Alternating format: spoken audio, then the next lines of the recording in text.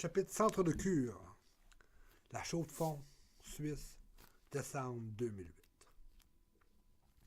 Au début décembre, je pensais me trouver un endroit pour l'hiver. J'étais à Genève, on m'a parlé d'Emmaüs. À la place d'Emmaüs.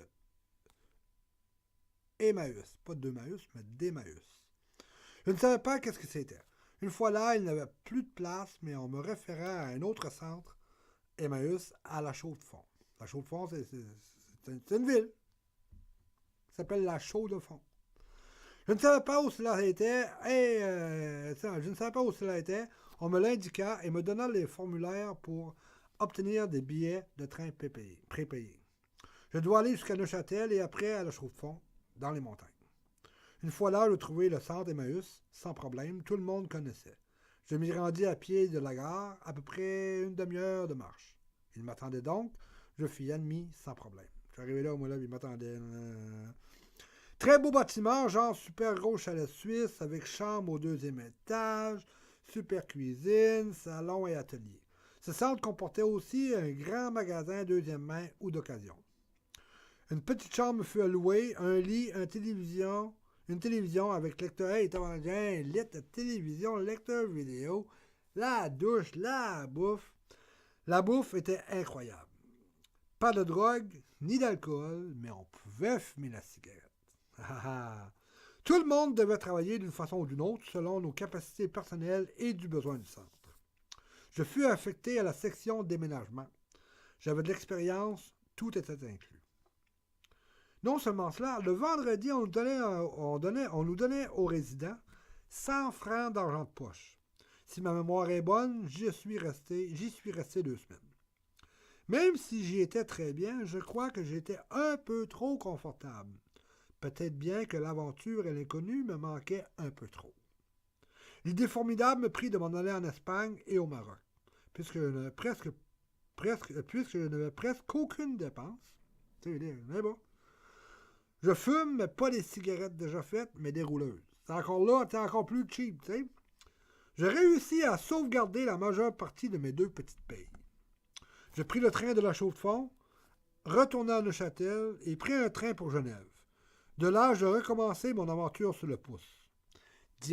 Direction Espagne et si possible après, le Maroc. On verra. Chapitre Centre de cure. Séville, Espagne, février-mars 2010. Je revenais du Maroc, me dirigeant vers la Suisse. C'était ma 3e fois que je poussais en Espagne. Je voulais passer par Séville et peut-être bifurquer par le Portugal cette fois-ci.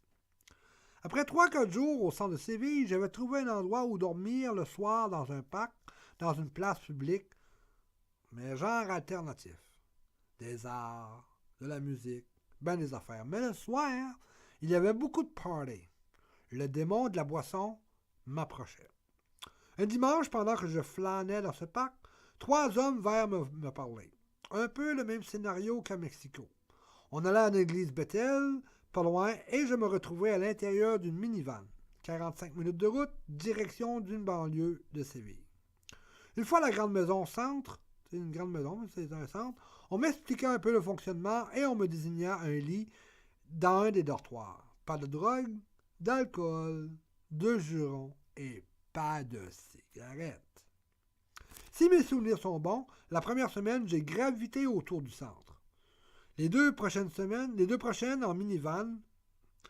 Après les 2 prochaines, en minivan avec 4-5 autres hommes, j'allais tous les jours dans un autre quartier, soit faire petit déménagement ou distribuer aux maisons des dépliants publicitaires de l'église Bethel, proposant des déménagements, cueillette d'articles divers en bon état, donc revendables, l'adresse de leur magasin d'occasion. Ces dépliants vantaient les mérites de leur centre de cure ou simplement demandaient des donations.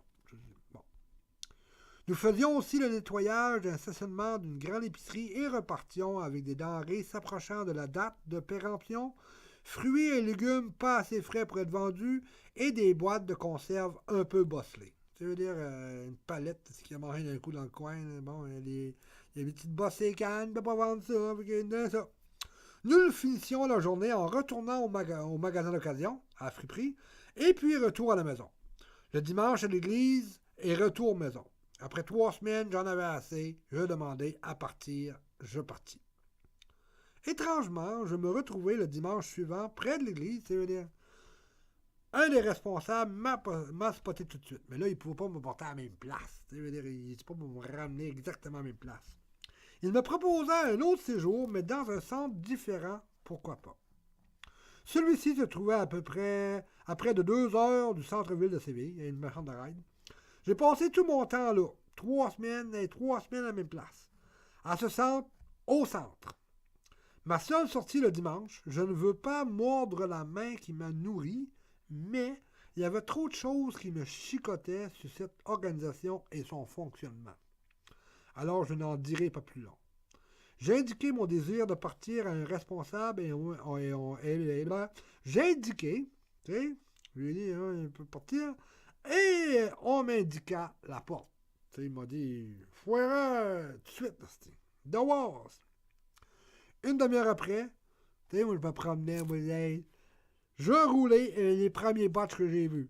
Je roulais et fumais mégot et en route pour le Portugal.